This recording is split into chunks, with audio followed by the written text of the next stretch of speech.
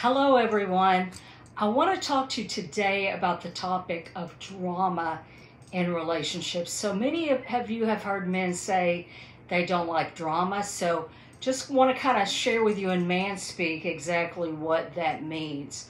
In a relationship, drama often implies emotional upheaval, conflict, or excessive complexity. So let me say this, men can also get into drama, but most instances where we hear it discussed pertains to women. So what is drama? Number one, it's reactivity. So reactivity is when a woman just kind of explodes or blows up or responds to situations with extreme emotional intensity. So it can foster an unpredictable climate that many men find unsettling. Number two, a sense of urgency.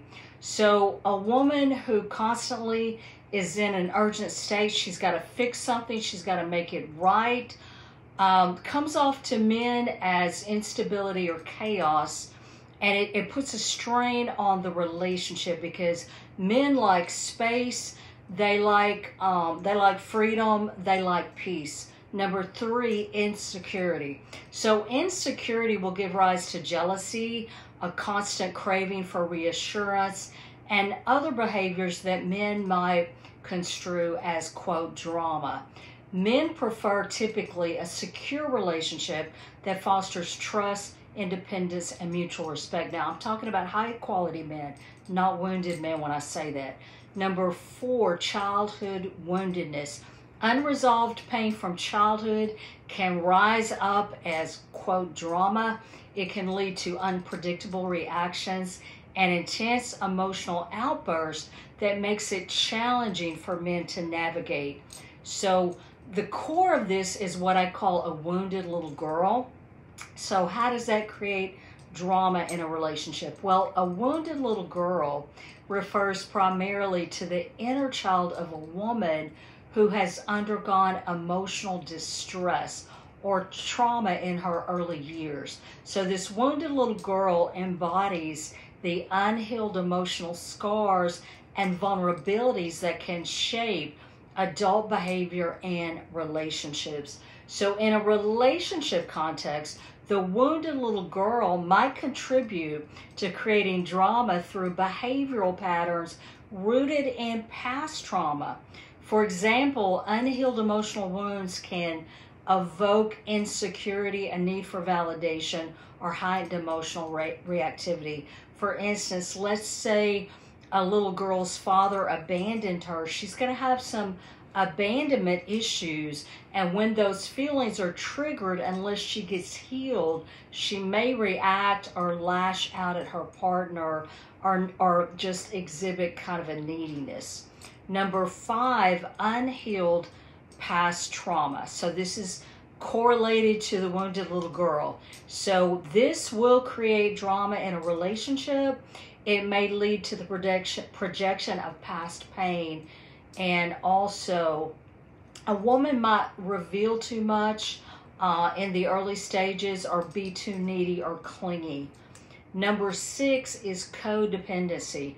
This is characterized by a lack of personal boundaries, a constant quest for approval, and a fear of abandonment. Now, let me say this about codependency. It's rooted in a sense of unworthiness. So a woman who is struggling with codependency will constantly be working hard for love, striving for love. She may chase a man. She may freak out when he pulls away to take some space.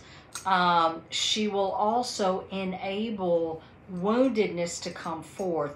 So a high quality man who is emotionally healthy is going to be turned off by that because he feels like he can't connect with who she really is.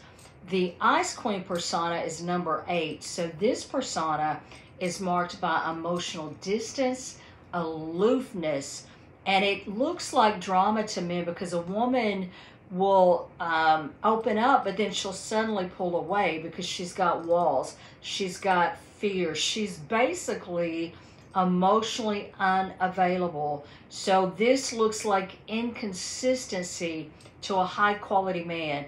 At first, he'll pursue her because she's confident. She looks kind of aloof and mysterious, but as it gets closer to her, her woundedness will start coming out. He'll pull away, then she'll chase him, and then she'll pull away again, and the cycle just continues to repeat itself. And it's a very very frustrating dynamic for a man to have to deal with. Number 9 is the controlling mother. So if a woman behaviors like, a man's mother, trying to be protective, dominant, constant meddling, it creates a dynamic that men might characterize as drama. So this is a form of codependency as well. And so when this happens, the mothering energy is a masculine energy. It's when a woman shows dominance or aggressive. She's trying to fix things, make things happen, trying to initiate. She doesn't like the man's choices, so she'll come back behind and try to fix it. Whereas feminine energy is kind of leaning back. It's just being. It's not having to do anything. It's just receiving, and it's focused on peace. So there has to be a polarity between male and feminine energy. If the woman is in her masculine, she can literally push a high quality masculine man away. He will feel very turned off, because at the end of the day, he wants a woman that will receive from him, that he can give to. And he will also lose sexual attraction for a woman who's in her masculine energy all the time. So we all have masculine and feminine energy, but what we have to do in relationships with men is learn to shift into our feminine energy. So it is just being aware and just knowing how to do it. So you will see many women who are very successful. They're very successful financially in their careers, but they carry that into their dating and relationships with men, or even their marriage, and it pushes men away. So when women can learn how to shift into their feminine and just be, and let a man initiate, let a man set the dates, let a man make the plans, and just receive, that is like honey to a high quality man.